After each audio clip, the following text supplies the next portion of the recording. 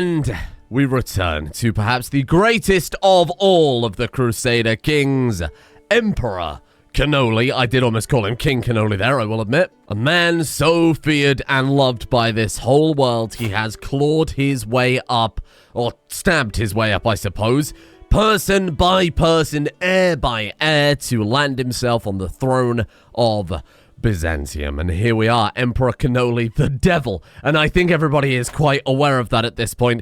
But he has spun his web of lies so deeply, his bullshit emanates so vigorously and so powerfully that even after he publicly executed the Byzantine emperor on the steps of the realm and then kidnapped executed the next Byzantine successor, landing his grandson on the throne, he is still beloved, even though he has done horrendous, horrific things. Now, the people of Byzantium don't like him. The Christian world, the Catholic world, I should say, are still absolutely fine with him. But the people of Byzantium are, as you can understand, somewhat pissed that this foreign pretender has come into the realm, barged his way in through assassination after assassination, wiped out the legitimate royal family, and then subsequently taken the throne from his own grandson. So, here we are. We have a lot of tidying up to do. It's one thing to take Byzantium, it is another thing to hold Byzantium, and of course, looming over the whole of the Byzantine Empire, should Cannoli fail, we have what he has been working on, his ultimate backup plan, Savalum, who has strength against holy enemies. In this case, they are, of course, different religions.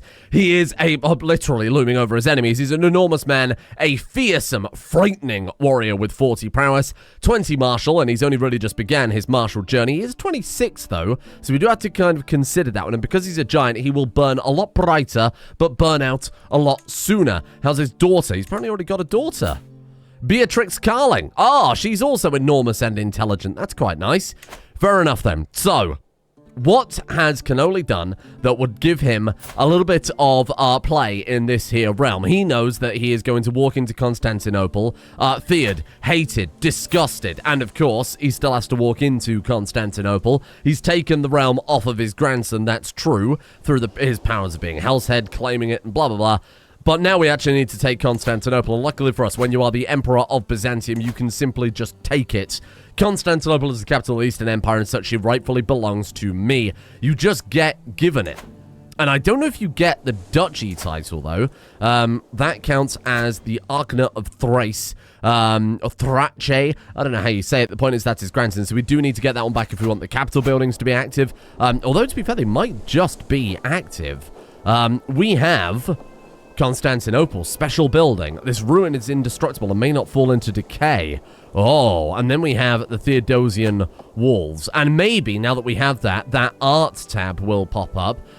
The ruins tab, the culture tab, you'll see it in a second. I don't know what it's called. Hopefully that will appear now, because again, I went through the mod list order and couldn't find anything wrong, so fingers crossed that's all we need. We are hated. How do we deal with every single hateful vassal in one fell swoop? Well, I think there is a way to do it. And I think there is a way that is truly very much a Cannoli way to go about things. Let's make sure that our council is ready to go. We're making 329 gold per month. What we could do, very simply, very boringly, very mutedly, we could give out gifts to everybody. He gets double opinion for giving out gifts. We could go to every Byzantine ruler in the realm, and we could give them a small slice of our enormous unending coffers at this point. But that does not suit Emperor Cannoli the devil, does it? Not endorsed by your patriarch. Yes, I wonder why. You know what, the fact, if we could get endorsed by the patriarch, what about the ecumenical patriarch? Oh, patriarch is... Oh my god. The ecumenical patriarch is gone in Byzantium, and instead we've replaced him with a patriarch of the Byzantine Empire. Oh, interesting. How does he relate to Catholicism then? So he's probably the equivalent of like a bishop, I presume? Because they're supposed to be the 5 patriarchs, right? Because it's the Pentarchy. There's like Rome, Jerusalem, Constantinople, Antioch, and another one. Edessa? I don't remember. But there are 5 of them, so I don't know how, what this guy can do for us. Whether he is like more powerful than the standard bishop, whether he has any sway over the Pope, I don't know. Wow, okay then. Where do we even begin? Not endorsed by a patriarch. Well, he's one that we can win over easily, just by sending him some cash. Because he is such a... I think because he's such a powerful, not tyrannical, but terrifying but diplomatic men that simply just arriving at their court and giving them a gift is enough for them to be like, okay. You know, they understand his kind of natural aura of dread and malice and kindness and hatred. He will be a storm queen. Beautiful and terrible. I don't remember the quote. I've said it many times before, but I've got a very smooth brain right now. So, I think when we took Byzantium, there was a pop-up right at the end of yesterday's episode, right? Something like, you have taken the title of the Byzantine Empire and 41 artifacts. So, if we sort by acquisition date here, we've got to go through the entire... Whoops. We've got to go through the entire Byzantine lineup of artifacts and decide what we do and don't want. Oh my god, the Crown of Nikephoros gives 15% monthly martial lifestyle experience. Well, that's bloody great. Image of Edessa, Crown of Justinian. I don't think we want any of these. I'm going to have to just go through here. Oh, I do not want to repair it. I want to sell all this crap. I'm just going to have to go through and liquidate a lot of the Byzantine treasury, which again, I'm sure will make them love us significantly.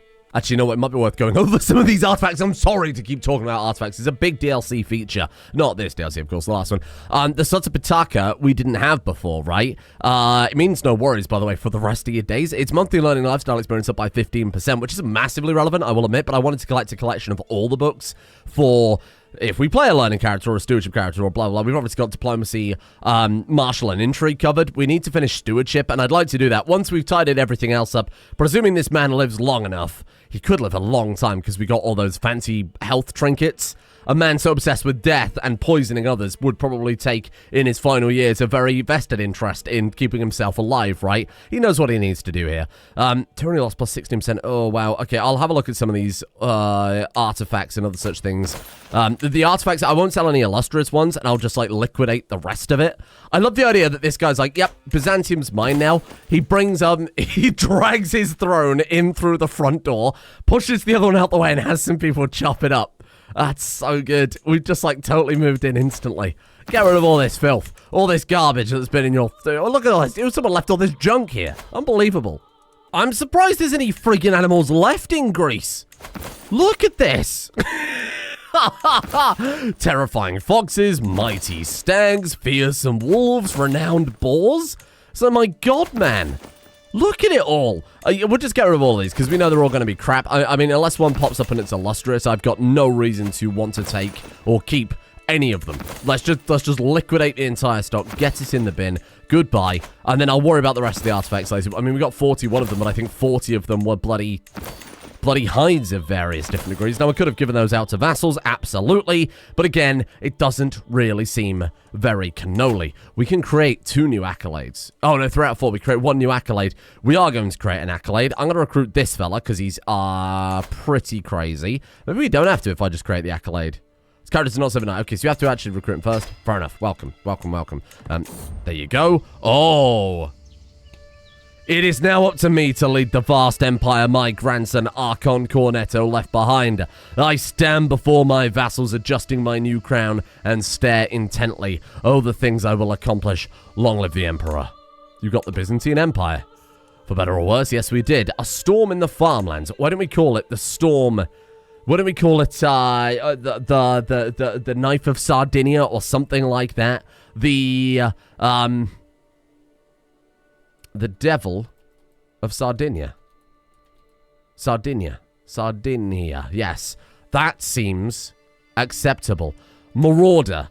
Stalwart Scoundrel Contender. So Marauder at its highest level, because that's all I'm really going to look at, I'll be honest with you, otherwise we'll be here for hours. Uncontrolled territory attacker advantage, that's okay. Stalwart gives travel safety and army toughness up by 15%, that one seems better. Martial per stress level, +5, fucking hell. Oh my god. And then Contender, month's prestige per night, +2%.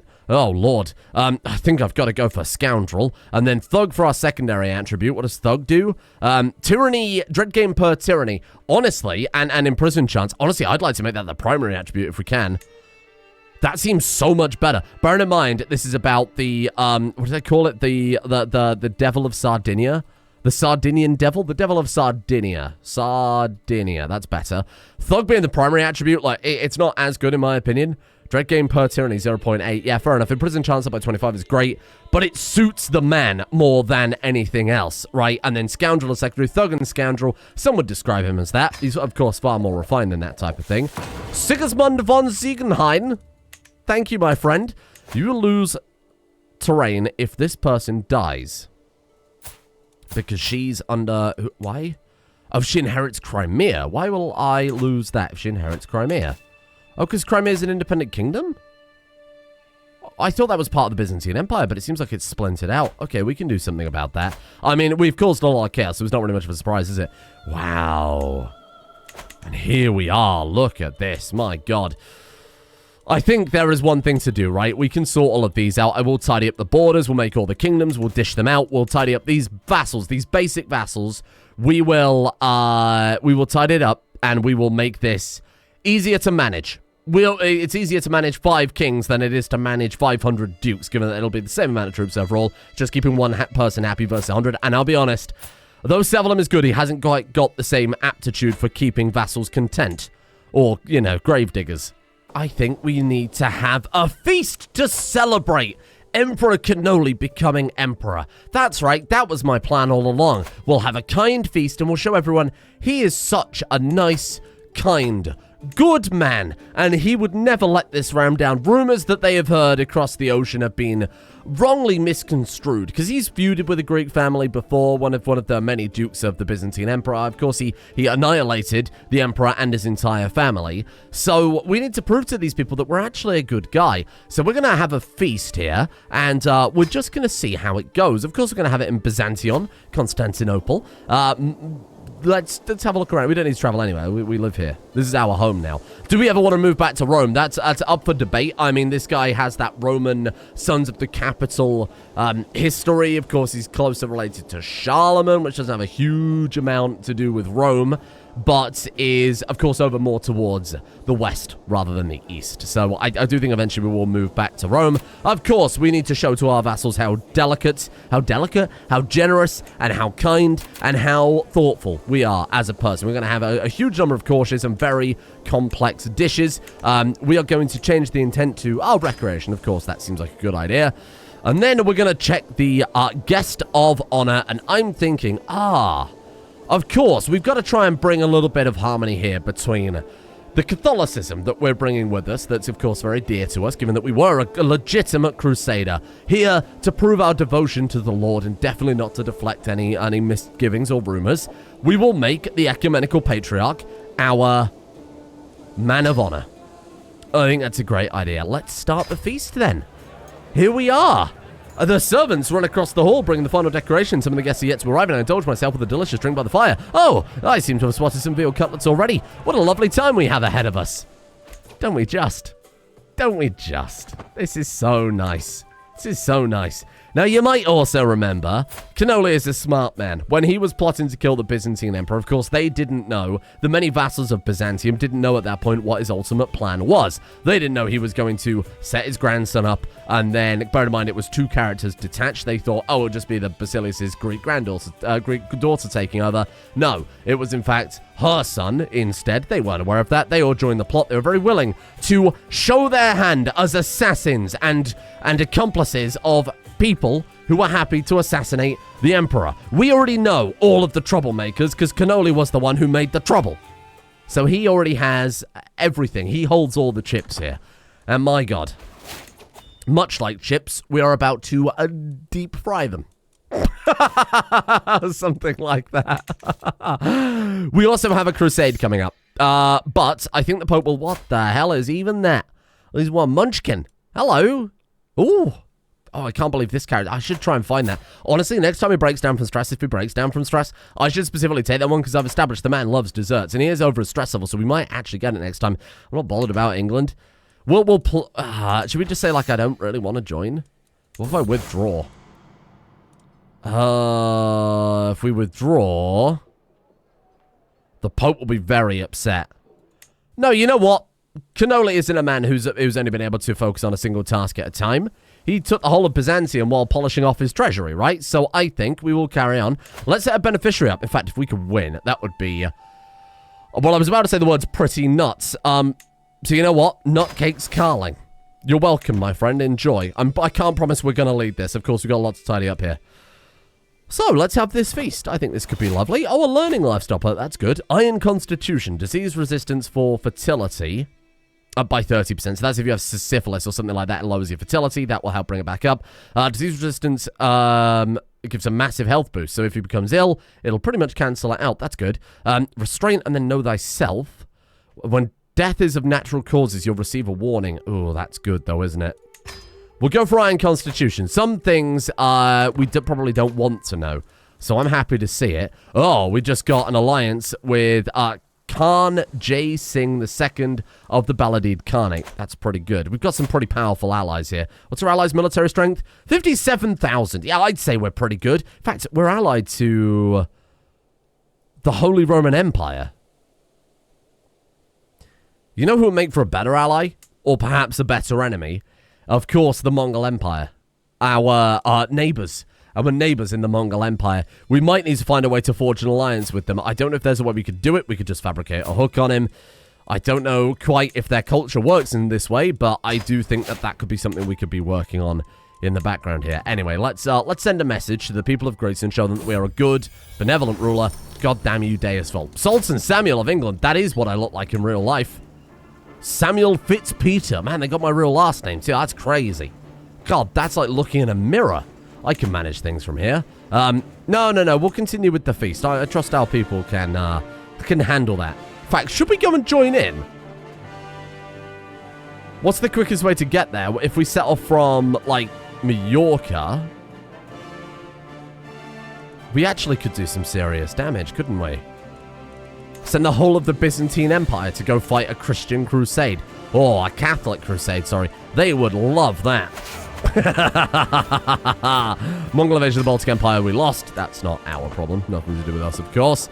Honestly, send them. Let's send them. I'm just going to go Doomstack. I'm going to go Doomstack and let them all die, because then if they go into rebellion... Oh, that's a clever idea. Mongol invasion of Carpathia. Yes, I'll help with that one. I'm not going to help out with that one. We can manage things from here. I've got an idea. Why don't we lower our man-at-arms? Are these my man-at-arms? Are these my levies? Hold on. Levies. Armored footmen. What I need to do is split my man-at-arms off. You used to be able to do that in Crusader CK2, so I presume you can do that here. Split them off. Keep them hidden away. Let our vassals' troops die. Then if we have any sort of Byzantine revolts, then we've not got anything to worry about. I'd like to detach off... here we are. This is what I want to do. Give me all of my, give me all of my man-at-arms, and then, give me Sigismund back. Actually, no, we'll let him lead the troops, because he can do some pretty hefty damage there, I think. Let all of my Byzantine vassals and my other troops fight, and then, yeah, happy with it. You move away. In fact, let's just stand you down. Fine. And let's send these guys to go and die for us. Off you go. Straight to London. Straight to London. Oh, he befriended the Pope. Oh, that's amazing. We are closer than ever. The Pope's probably so happy right now that Byzantium has a Catholic ruler sat on it. As the guests file in, I spot one of them after the other. Ecumenical Patriarch Theocharistos. How dare he step into my house, and his entourage, all enemies of mine, enemies of the realm. As the servants light the great hearth, I have a sudden epiphany. What if the scourge of their existence could be cleansed all at once? Yes, Theocharistos and his entourage. I want them all gone. He needs to die, but no one can suspect me. Which is better? We wipe them all out in one fell swoop and we make a very public display of it, or he arrives at our feast and he dies and everybody knows but no one can prove it. I think, look, this is bloody and brutal and I like it, but if you were to just die... Oh, is this where he just like goes all in and reveals himself? Kill them all. I like the idea that even though he knows that this is a terrible play, maybe the power's going to his head a little bit. The man's got 48 fucking martial. Oh my god. Oh.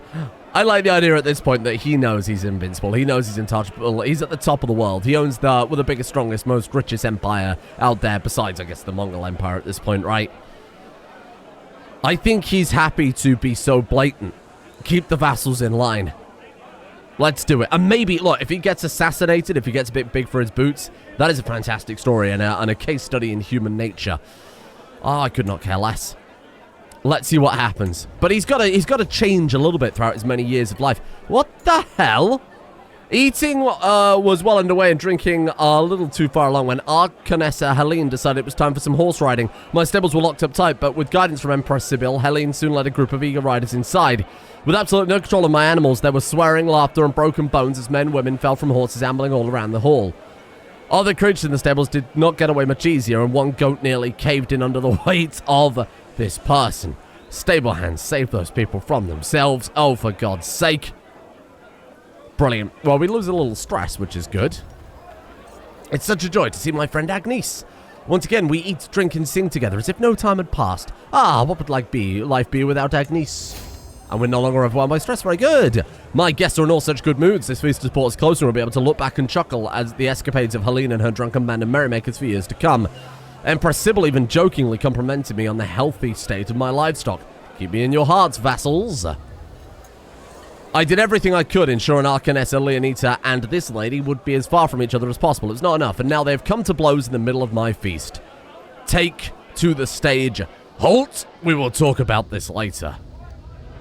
The flames lick the roof, and screams echo through the night. I lean back against the closed door, ignoring the horrified face of my victims, and smile. To allow smoldering resentment to burst into flames is truly the best way to handle dissent. As the thumps from the other side grow weaker and weaker, I finally allow myself to laugh. Finally, they're gone. We have burnt the ecumenical patriarch. We've lit fire to his room and killed him. It still counts as a secret. Wait, did I accidentally click the quiet option? I meant to do this loudly and it's frighteningly. But here we are. The candlelight makes the blood look like a velvet tapestry spread down on the floor. I breathe again as I see the last of my knights clearing his sword. He quietly nods at me. I give a sign to one of the men to close the doors. I bid farewell to my guests. A real pity. Oh my God. As the ecumenical patriarch burns in his sleep, Baldur de Bourgeon-Comté, my court physician and knight, what a combo, slices the rest of them to pieces. We gain 50 dread and a grim supper. These characters have failed to protect the honorary guest at their feast. Oh no, every guest loses 10 opinion of you because they are suspicious. And there we are. Wow. Stood alone atop a pile of bodies. Very nice. It's a shame he didn't kill like every single person. That's really what I was hoping for. A proper Game of Thrones Red Wedding style. Everybody dies. It would be cool if it was like everybody who had a lower than like 50 opinion of you was shot down and murdered. But there we are. I'm happy with that. I think we sort the vassals out. We taught them a lesson. Everybody is, funnily enough, absolutely terrified of us. And now, that's his intrigue coming into play. Now he uses diplomacy. We've shown them we mean business. We've shown them we're not pissing around here. Now we can create all the titles, dish them out. It's going to make the people we give it to super, super happy. And more importantly, it keeps them loyal. Let's create the kingdoms. We're going to create the Kingdom of Anatolia, the Kingdom of Bulgaria, the Kingdom of Pontus and Wallachia, Serbia, and Nicaea. There we are. Okay, oh, I haven't got enough money for that one, but that's okay. We can afford it in a second. Let's dish those out. Keep the realm nice and tidy. Thessalonica, I suppose we probably want to keep because that's the capital. Bulgaria. Here we are. This is going to go to a very powerful vassal. So I guess we would probably look for whoever likes us the most. Dukes who like us the most here. Why don't we actually instead, because he knows you can win people over, Archon Eugenius the Merry, with his 28 diplomacy, would be greatly respected by Cannoli. And here's what we can do. Here's what we can do. We can grant him the title of Bulgaria, making one very large, very powerful vassal. Then, we demand his conversion. Might accept, no, will accept 100%. He might demand something in return. We are not the enemy if we make 6 different Byzantine kings, all of which do the conversion on behalf of us. Now, it is very possible and very likely, of course, that they will falsely convert. They'll say, yeah, oh no, I'm Catholic. I'm Catholic now. They probably might not be. So we will send in our own missionaries and, of course, start converting en masse just to keep things much more easy to manage. Because, of course, sadly, Savalum, though he is very powerful and he's a smart kid. He's a very smart kid. He's obviously a genius. He's very good with the sword. He hasn't got the experience. He hasn't got the same experience. He wouldn't understand immediately that, you know, that keeping everybody the same religion would, of course, help out enormously. King of Hellas. King Helios of Hellas. That's very appropriate. The Maul. Now, he's already a king. We'll keep the kings on side, so I'll bribe him momentarily. Let's have a look then. We have the Kingdom of Anatolia. We've got the choice of Arconessa Leoncia or Archon Imran. We're going to go for whoever is more talented. Now, this man has high intrigue, so we're actually going to not give it to him. We're going to give it to this lady instead, because that will help keep a little bit of a safety buffer between us and our enemies. You want, what's that, like duchies? Killa, Kia, Charisinon, and Lower Galicia. Okay, I believe you, yeah. Is that supposed to be under that, or is that just... Oh, no, it is. Okay, so we'll transfer all the vassalage in a second. There's the Kingdom of Nicaea over here, if I remember my Byzantine geography. Here we go. Let's have a look at some of these dukes then, see who likes us more. You have high intrigue, so it's unlikely to be you. You've got very high diplomacy. We're going to give it to her. Oh, to tidy the borders. And what kingdom is this one up here? Pontus. We do have Pontus. We can give that to Paphlagonia. You really don't like me at all. This lady is, again, very, very skilled in diplomacy. That counts as... Oh, that's the wrong kingdom. What about Armeniac? The Kingdom of Armeniac. That's under the... Okay, the Despot of Crete. So we're going to have to do something about that eventually, aren't we? What about over here? Is this too far over? No, this is Pontus. Do you like me? 21 stewardship. Hey, we can deal with that. We can do something with you. And again, we'll force conversion and make sure everybody's on board. I want to get a bit more cash first, then we'll tidy up all these borders, because this is going to get very, very messy. Then I presume we've got whatever this duchy is under then. So this is Serbia. We've got a choice of 2 vassals here. This tiny child. Could be easier to manipulate, of course. So I think we will give it to the child. Make the child the target rather than this guy. He's obviously going to be pissed, but what's he going to do to us when he is just a duke under a king? Not my problem. Did we not make the Kingdom of Serbia? I thought we did. Oh, no, that's right. I didn't have enough money for the Kingdom of Serbia. That's understandable. Blessed be God. I've decided to follow you into the light and convert to Catholicism. Yes, you have. And with that, the others will almost certainly follow. This guy might accept. Of course, we could just fabricate hooks on them if they refuse. Might accept again. I want to make sure that we have... Because the fervor is quite low, because we didn't go to war, it's going to be a lot of an easier time doing this. We need to put up some cash. So let's keep things paused a second here, because over here should be my... Where are my troops? Oh, did my entire armies get annihilated over in England? Fair enough, I wasn't paying attention. I didn't really care. Those are the troops, of course, of our vassals. So, I mean, that's fine. Or at least some of our vassals, so it's not a big deal. This should be an easy enough conversion, I think. So, Kingdom of Serbia, let's quickly crack that one out then. We're going to have to really start dishing out gifts here in a second. Cornetto. I could revoke his titles. Am I allowed to revoke his titles? No, because we're at truce, right? Yeah, that's unfortunate. I can't have him be my successor. It's a hard choice. This guy's got very, very, very high diplomacy. Going for all these diplomacy characters can work, of course, both ways. They'll have bigger sway on us.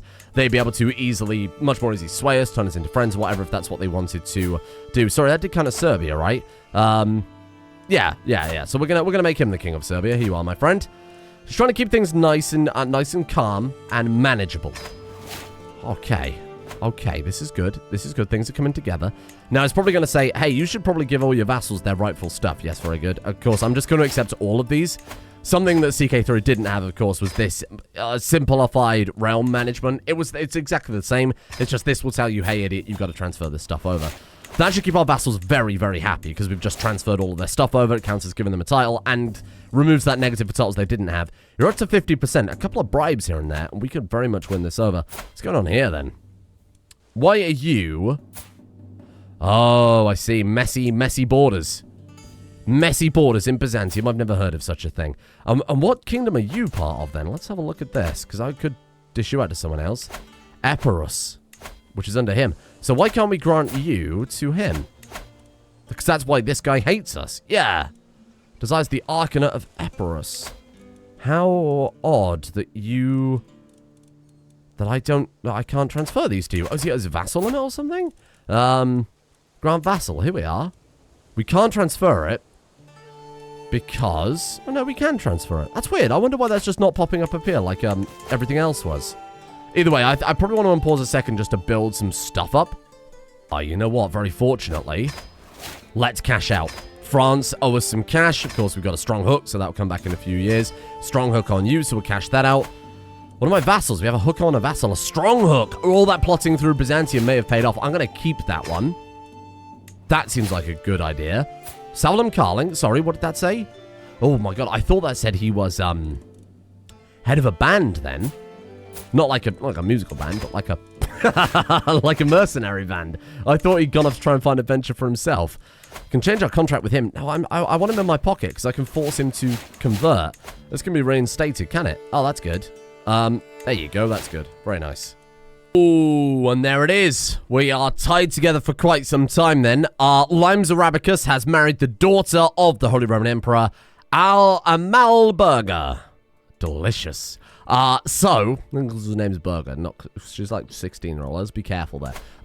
So, I think this plan has worked. So you can see, all the shields on the map represent our remaining vassals. We got like a vassal there. Who are you under? Like, what kingdom should you be? Croatia. Okay, so we got a couple of vassals that should be under Croatia that I can't do much about. Everything else, though, is pretty tidied up. We've got Dubrovnik, which should also be under, funnily enough, Croatia. Everything else, though... Actually, to be fair, the borders of Croatia aren't that weird. They do love the coast. I think that's as good as it's going to get, honestly. So instead of having those 12 different dukes, we've got a kingdom here, a kingdom here, a kingdom here. You can see there are no sub-vassals because there are no other little duchy banners. We got this guy. Who are you supposed to be under? What realm was this? Armenia. Okay, we can't really do much about that right now. And what about this one? Is that Georgia? Forgive me, my geography kind of falls apart over here. Apparently not that bad. Georgia. Okay, fair enough. So we can't do much about those yet. So those are fine. So we've got 2 dukes, 1, 2, 3, 4 kings. We've got this as Duke of Thessalonica, but of course that's our kingdom tier title. We could give it away. We don't necessarily need it, but it will make no difference to our vassal count. And I don't want to make her a queen for no reason. And then we've got Epirus sorted out here along the coast. Bulgaria, Wallachia, and then Serbia is this one. So we're actually doing totally fine. What about you? Can I do something with you? What are you supposed to be? Hungary. Oh, okay. So yeah, we've really tidied up the realm. And now, if we look at our lovely, pleasant, friendly Greek vassals, plus 100 opinion across the board, because I have greased their palms a little bit, given them a gift. Of course, we've got to wait for like short range, disappear, stuff like that. We've given them a gift, and more importantly, I've tidied up the borders. Something that the Byzantine Emperor apparently was incapable of doing. Something that's such a large brain task that could only fall to Cannoli the Devil. Sorry, just Cannoli. Eugenius the Merry is a big fan. Like, all of these people are now... Look at this, plus 100, plus 100, plus 100. They love him. And all we had to do was kill the ecumenical patriarch to prove that nobody is above Cannoli, reorganize the realm, and make the vassals hate one another rather than us, redirect their hatred, and give them a bunch of gifts so that they stay in line. Now we'll solidify our rule, because the second we get them to demand conversion, this guy hasn't got a choice, the second we get them to demand conversion, their vassals, again, become their enemy, but that's also something a lot of these vassals just aren't going to accept. So, that's fine. That's like fine. This is just like something that they won't forget. It's gonna keep things nice and tense and keep the heat off of us. The only one I'm a little bit concerned about here is the king of Hellas down in Athens. So I'm gonna give him a gift. I'm gonna give him like anything. Honestly, I just like gift artifact. I don't really give a shit. You want some Italian jewelry? Here you go, fella. That's yours. And now we can demand a conversion, because that's how easy it is to win these people over. You give them sacks of jewelry, and they say, yes, I will convert to Catholicism. Yes, I will convert to Catholicism. Yes, I will convert to Catholicism. And of course, blessed be God. There you are. We've now just very simply made, with the power of a little bit of coercion, by which I mean burning the ecumenical patriarch, we've shown them the way. Not that we particularly care about Catholicism, of course, but, wow. Good lord. So for Catholicism, right, your holy sites are Jerusalem, Vatican, Cologne, Canterbury, Santiago. What about for Orthodoxy? So it was Alexandria, Jerusalem, Antioch, Vatican, and Constantinople. I thought it was Epirus, but I was way out there. Okay, cool. Not bad then. Next plan. We better start doing some sort of cultural acceptance. Maybe we don't necessarily want to convert away, but maybe eventually, a couple of characters down the line, we could form another hybrid culture or something like that. Can we do that again? Reform it. I don't think we're allowed to make another hybrid culture, right? Because we're like here. Byzantine traditions needs the Byzantine cultural pillar. So we'd have to change. If we go reform it, we can't change from Latin heritage. And I don't think we would, because then we would lose Sons of the Capital, which I presume is needed for that. So that's okay. I'm totally acceptable with that. I'm totally fine with that. Yeah. This is all good. I do want to build a Civitas Nova eventually. Dismantle German pretenders. Whoa. If we control Italia, Luxembourg, Brabant, Jülich, Upper Lorraine, and Lower Lorraine, we get rid of the HRE, and we're effectively very close to unifying Rome at that point, right? So that might be what we have to go for. And then eventually maybe we form Rome proper, but that's, of course, a long way away, even though we've been here for quite a while. Honestly, I think I'm going to leave it here for today. I know it's a short episode. I know it's probably quite disappointing because we didn't really do anything, but it was necessary. You know, with taking over this massive empire without raising a sword, we had to do a lot of management, and we had to win these people over. And win these people over, we absolutely have. I mean, if we saw, but like, why do you not like me? Oh, right, of course. Yeah, we'll just give her some money. That'll shut her up. She is effectively the size of a queen, right? So we should probably just give her some cash. You know, and for your level of devotion to your faith, that's so funny. We're almost, look, if we could get to religious icon before this guy dies, this guy becoming religious icon would be an enormous flex, because then we're living legend, of course, we're legendary, and then living, and the icon as well. It would just be batshit crazy that we've taken a guy known as the devil to this level. Didn't really intend for that to rhyme, but that's pretty good. We should win her over. So we'll start working on swaying her. Just a carefully planted letter here and there. A thinly veiled threat. Should help keep her on side. But I mean, look, if we go to our vassals, sort by military strength, look at how many plus 100s are across the board. And we've got a couple we've upset. Again, like vassals that I can't shuffle under other vassals. Cornetto, for some reason, very upset. I can't ever think of why. But everything is tidy and calm. We've got a couple of vassals that hate us, but the majority of everybody loves us. So I think that's the realm nice and stable. Let's start with, again, you're currently promoting culture. I think let's just promote cultural acceptance here in Byzantium.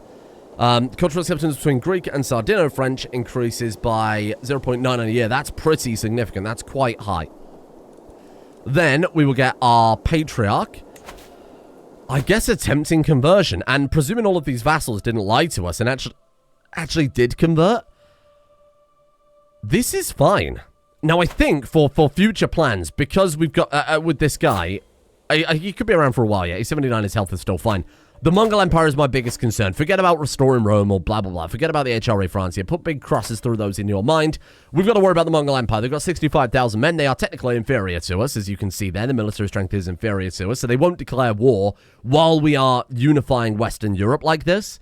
But we do need to be very careful about my guy's suddenly dying and all of our alliances going to shit and stuff like that, because making them is going to be very hard. So we're going to keep working on this guy. Fabricating hooks. We should learn his language too. That would be good. And in fact, we should learn Greek while we're here. And this guy, he'll pick it up in no time. I think I'm happy to leave it. But short-term goals, other than making sure that the Mongol Empire are good. Crete being brought back into the Empire would be good, given they've already got some other land. Getting Cyprus back would be good, given that they're right there. Obviously, we're Mediterranean conquerors. I feel like taking Sicily before the HRE take it wouldn't hurt either. The Mongol Empire have actually grabbed Foggia over in... or Foggia, I don't know how you say it, over in Italy. That's concerning. Bloody hell, they're close. Oh my god. They've got a hard border with the HRE all the way up there. Wow. If only there was a man capable of dismantling them. Let's see what we can do. Come back tomorrow.